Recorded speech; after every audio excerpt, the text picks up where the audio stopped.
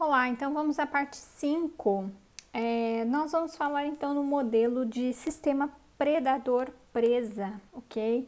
Para isso eu vou usar agora um material teórico que eu tirei do livro Cálculo 1, do autor James Stewart. Eu não tenho certeza se o sobrenome dele é Stewart mesmo, tá? Mas é um autor muito conhecido que tem, né, os livros de cálculo, ok? Então a gente tirou aqui uns trechos desse livro e ele vai falar no capítulo 9 da parte de equações diferenciais ordinárias e mais especificamente nessa seção aqui de sistemas de predador-presa. Então ele fala aqui que, como a gente viu em diversos modelos de crescimento de uma única espécie que vive sozinha no ambiente, nessa sessão a gente vai estudar modelos mais realistas, que levam em consideração a interação de duas espécies no mesmo ambiente. Veremos com esses modelos, né, que tomam forma de um par de equações diferenciais acopladas, que é o que a gente está vendo aqui nessas sessões. Primeiro, levaremos em conta a situação em que a espécie chamada presa tem um amplo suprimento alimentar, uma segunda espécie chamada predador se alimenta dessa presa. Exemplos de presa predador pode incluir então coelho e lobo numa floresta isolada, peixes e tubarões, pulgões e joaninhas, bactérias e amebas, então são pares de espécies, né?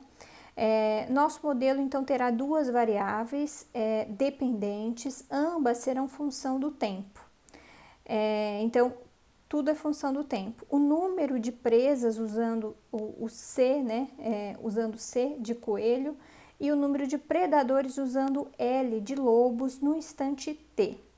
Na ausência de predadores, o amplo suprimento de alimentos suportaria o crescimento exponencial de presa, isto é.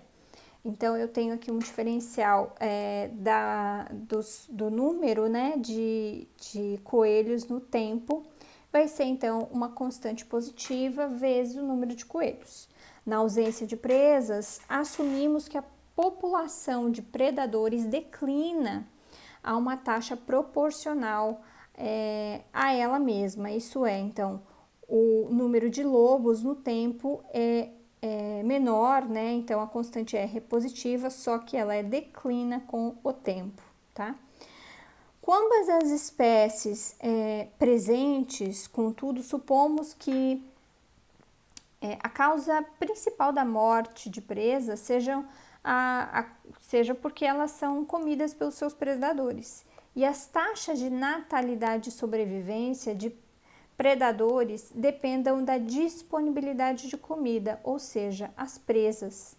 Também supomos que duas espécies se encontram a uma taxa proporcional a ambas as populações e é, portanto, proporcional ao produto de número de coelhos e número de lobos, ou seja, presas e predadores.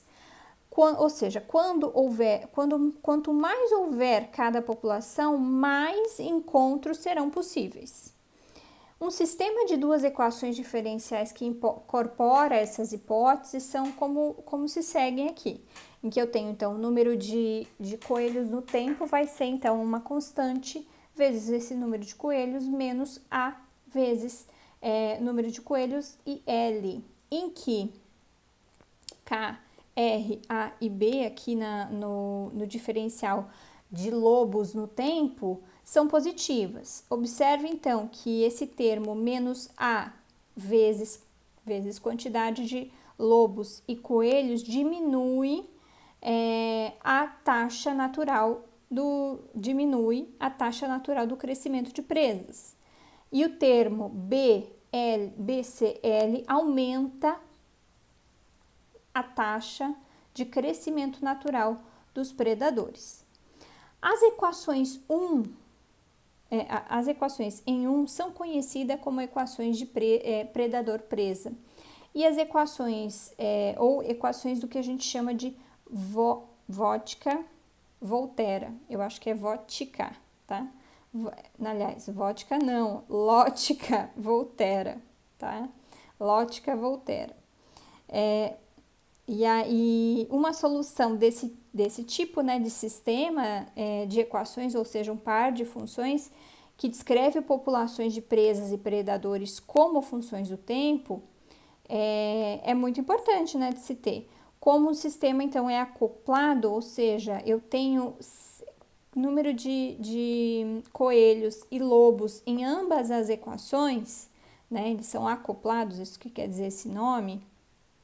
Não podemos resolver uma equação e depois a outra, temos que resolvê-las de forma simultânea, porém, em geral, é impossível conseguir, então, fórmulas explícitas desse número, né, de coelhos e lobos em função do tempo. Contudo, podemos usar métodos gráficos para analisar essas equações, tá? E aqui tem um exemplo que se segue, tá? Que tá resolvido aqui, né, por método gráfico. E a gente vai usar um outro método aqui no Scilab, e eu já mostro para você a equação, né, e o problema que a gente vai mostrar aqui no gráfico do Scilab, tá? Então, essa parte aqui eu usei para você entender o que é esse modelo de lógica Volterra. E aí, aqui tem um exemplo que traz, então, mais especificamente esse modelo de número de coelhos e lobos, tá? E alguns textos importantes aqui falando dessa ideia, né? Tá? Então, eu recomendo que você faça a leitura, que você adentre mais ao tema aqui com esse material escrito, mas a gente vai fazer um outro modelo que eu já mostro lá no Scilab, ok? Obrigada e até o Scilab.